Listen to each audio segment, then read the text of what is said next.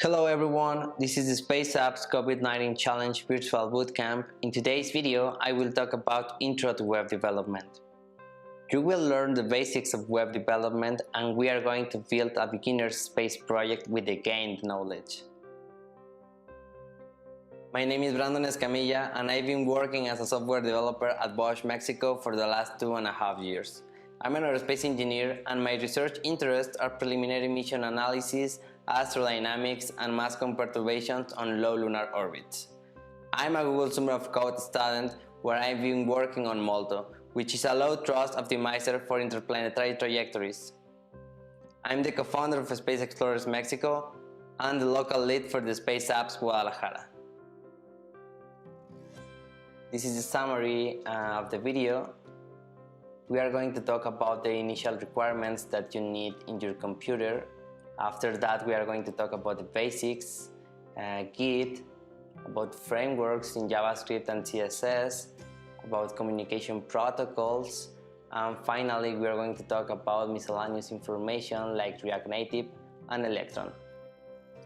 After these slides, we are going to code the project, which I hope could be helpful for you during the SpaceApps COVID-19 challenge. First of all, I would like to make this video as short as possible, so I won't go into details with all the information, but I hope this could help you at least to show the correct path to follow in web development. So what's Node.js? In brief, we can say it's the way you can run JavaScript outside a web browser. Node.js will allow you to create your web application or your web server. But there is also another thing that it's amazing. The package management, called NPM.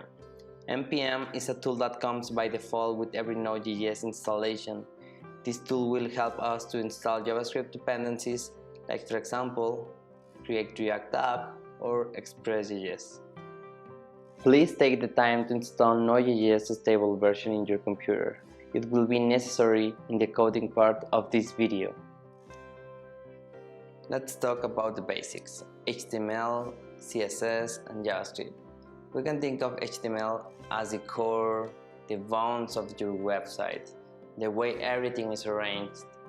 If we think about CSS, you can start thinking about the colors, fonts, and everything that helps the website to look better. Finally, we have JavaScript. JavaScript is the way you can make your website more user-friendly, or maybe what basically gives all the functionalities to your website. So here we have an example to better understand what we said before about the basics.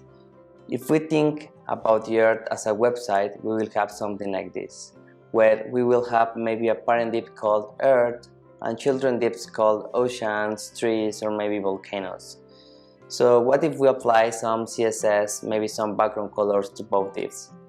Well, we will have something like this. Now the Earth looks great. But what about JavaScript? Well, as we said before, JavaScript is about functionality. So you can create a function that generates this rotation of the Earth. Why not? So I hope this makes sense for you, and let's keep going with the next topic. So what's Git? Well, Git is a version control system for tracking changes to your project. You can upload your code into a Git repository hosting service as GitHub, Bitbucket, or maybe GitLab, and this Git repository will save all the changes you commit and push from your code. So you will be able to return in the time to any of them if needed. So if you lost or someone steals your computer, your code will be there in the hosting service. Git is one of the most important parts of web development and will help you a lot during a hackathon. In my experience as a mentor in different hackathons, I found that most of the participants do not know or haven't used Git, which is a problem. But why? Well, in hackathons where the time is really important, everyone needs to work in different parts of the project, but what happens when you need to join all these small parts into a big one? Well, you will have a hard time doing that. And actually the same process with Git could be really easy. So please install Git and use it. And actually I will share the repository of the beginner's space project and you will need Git to clone it into your computer. There are a lot of benefits if using React, but let's talk about some of them. React is easy to learn. You will notice that after to create your first project, it will be easy for you to create another one. You just need to follow mostly the same process, and you will notice that most of the time you will use the same libraries in your applications. You can create applications from scratch to production in less time. With the time, you will notice that you have templates that will help you to create new projects in minutes. Also, there are a lot of websites that makes easier and faster for React developers to host a new application. Components. They are one of the best features of React. They are functions or classes which are made with JSX. They will be the UI of your application. There are different types of components. There are functional components, class components, pure components, and high-order components. The best part of them is that you just need to code them one time and use them anytime within any React project. State management, even with Redux or Context API. They will allow you to have a global state management in your application. It's basically the way you will save and communicate the data within your entire application. JSX. Finally, we have JSX. It is basically what makes possible for HTML to coexist with JavaScript within the same file. So there are another benefits if using React, and I will talk about some of them at the end of these slides. REST and GraphQL are basically two different ways to send data over HTTP. The first one is the traditional way of doing that, and it's very useful, and I think that it's the protocol that most of the companies and developers uses. On the other hand, we have GraphQL, which is a query language. GraphQL represents a revolutionary system when we talk about APIs. This is because instead of getting data from a defined endpoint, we can send a query and get exactly the data we were looking for, and just in one request. One of the main differences is that in REST you will send a request to a lot of different defined endpoints, whereas in GraphQL it's not like that. You will have just one endpoint that will be actually /GraphQL. It's really important for you to understand this point. In my previous experience as a mentor, I did also notice that most of the teams fail just because they can't or they don't know how to get data from an API. And these REST and GraphQL protocols are what they need to use. So basically, this will be helpful for you, since almost all the challenges in SpaceApps 19 COVID Challenge and also in the normal SpaceApps Hackathon, you will need to use data to do something. So please keep in mind and research more about this topic. That will be my main recommendation. Well, we are finally in the last slide. I just want to remind you that I'm not explaining in detail all the information, so please just keep in mind that this will help you to know what to search instead of wasting hours in research about what's better to use or what to use when you start doing web development. And let's talk about React Native and Electron. I added this slide because I think that it's important to let you know what's the other benefits of learning JavaScript and React, which is the base of both frameworks. Well, basically once you learn to make a web application with these technologies, you will also be able to make a desktop application just like the one that runs in Windows or Linux and macOS.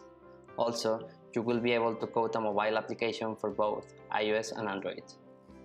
So please, if you are interested in these platforms, look into these frameworks. So let's start with the coding part. First of all, open node.js.org, download the package, complete the steps, and check it out in your terminal or CMD if you have these versions installed. The next step is to create your application. So you're going to type npx create react app and the name of your application within your terminal or your CMD in Windows.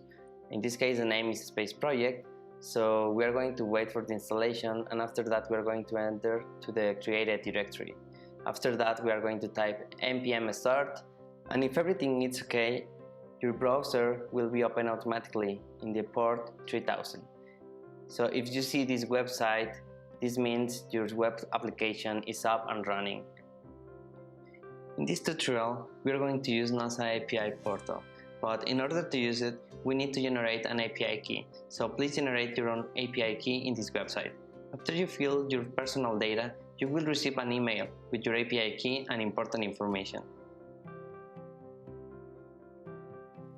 In this website, we can access to different APIs, from exoplanets to satellites orbit information. For practical purposes, we are going to use the Mars Rover Photos API. In this way, our main goal will be to get all these photos and show them in a UI built in React. In this website, you can find everything you need to access their APIs. And for example, I just found the main URL we are going to use in our project. Well, something I did not mention before is that you will need a code editor. But don't worry, please download Visual Studio Code. I would say that right now is the best option. So, well, here you can see what's the code structure or the directory pattern we have in React. It's basically made from two directories, public and source. We also have non-modules, which are the installed modules in our project, and a package JSON, where we have our React configuration and also a list of dependencies. And well, first of all, let's prove the website keeps working, and I will run it from terminal.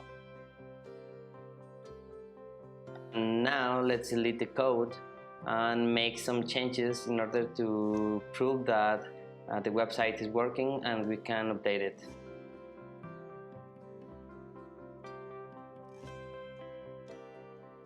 Once we have everything installed, it's time to clean the code.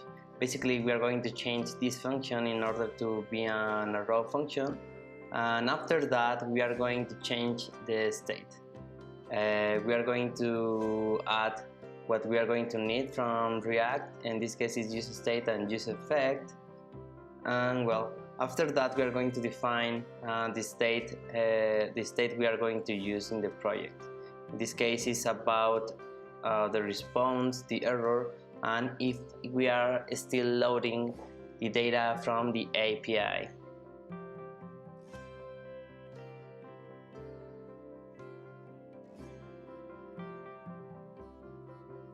After that, we are going to define the value demo key. This variable, it's the variable that we get from NASA.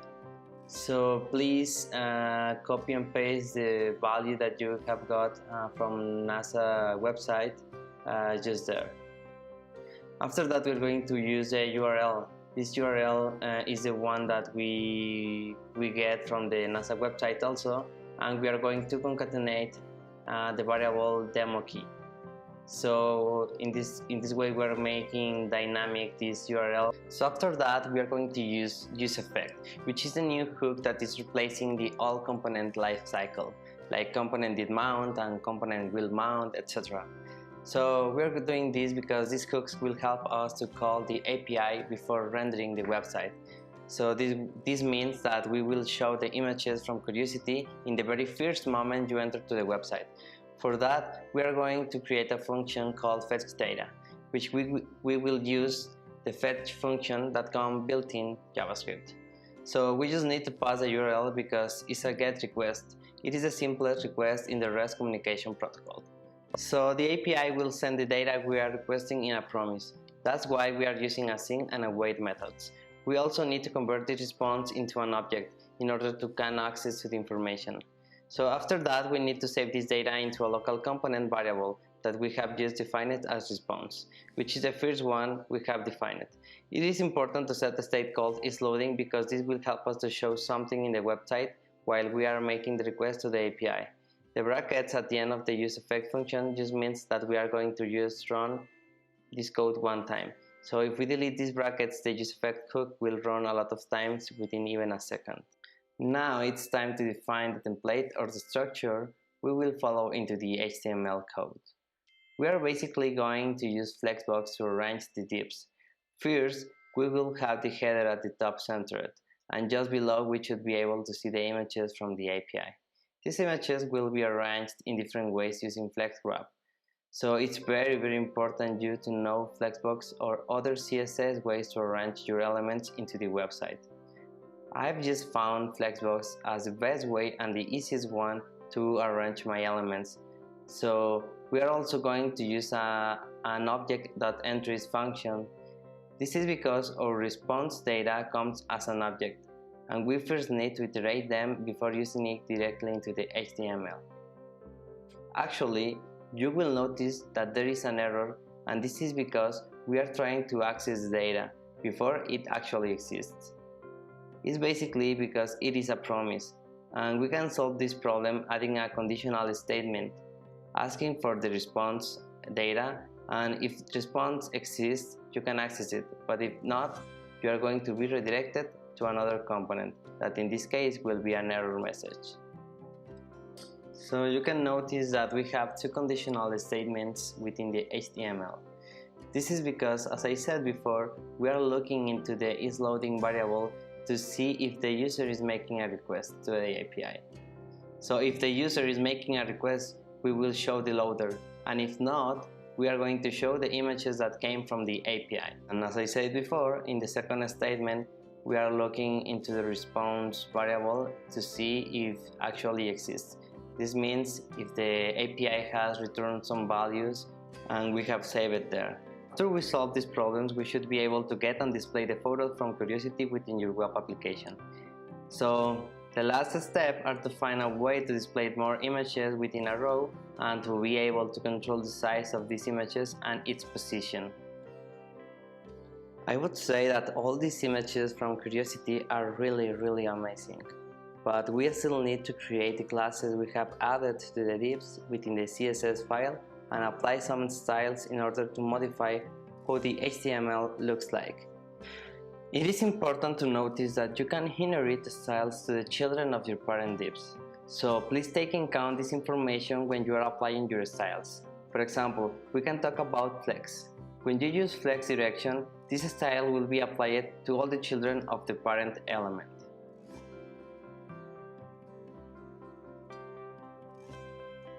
In the CSS file, we will also add some style to the loader, since I would like to absolute center this element.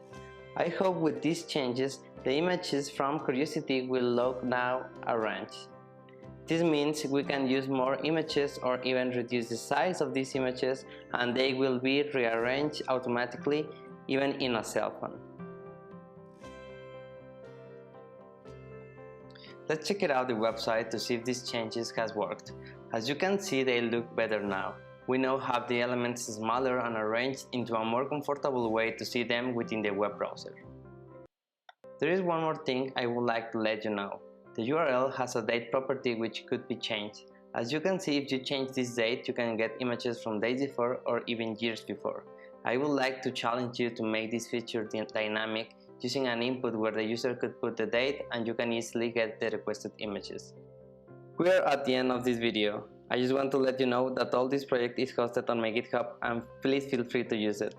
I will leave the link and my email, and if you have any question or suggestion, please don't hesitate to let me know. See you next time. Thank you so much for watching.